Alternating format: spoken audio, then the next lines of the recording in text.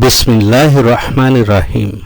সম্মানিত দর্শক, আসসালামু আলাইকুম। চ্যানেল পিস বিডি নামের এই ইসলামিক চ্যানেলে আপনাদের প্রত্যেককে স্বাগতম। প্রিয় দর্শক, এই ইসলামিক ভিডিওগুলোতে লাইক ও শেয়ার করে আপনিও সদকায়ে জারিয়ার অংশীদার হতে পারেন। এখন দেখতে থাকি আজকের মূল ভিডিওটি। সম্মানিত দর্শক, আজকে বুখারী শরীফ থেকে আরও একটি হাদিস আপনাদের সামনে উপস্থাপন করছি।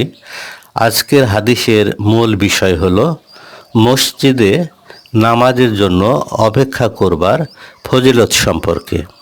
আবু হুরায়রা রাদিয়াল্লাহু আনহু থেকে বর্ণিত, তিনি বলেন, রাসূলুল্লাহ সাল্লাল্লাহু আলাইহি সাল্লাম বলেছেন, বান্দা যে সময়টা মসজিদ থেকে সালাতের অপেক্ষায় থাকে তার সে পুরো সময়টাই সালাতের মধ্যে গণ্য হয়, যতক্ষণ না সে হাদাস করে।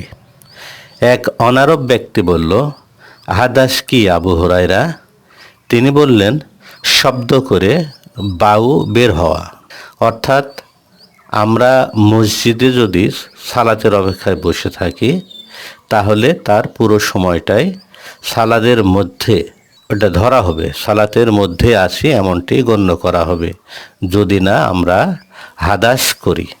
হাদাস অর্থ হলো শব্দ করে বায়ু বের হওয়া, অর্থাৎ পেট থেকে গ্যাস নির্গত না হওয়া পর্যন্ত, অর্থাৎ উযু ভঙ্গ না হওয়া পর্যন্ত আমাদের এই পুরো সময়টাই সালাতের মধ্যে আছি হিসেবে গণ্য হবে।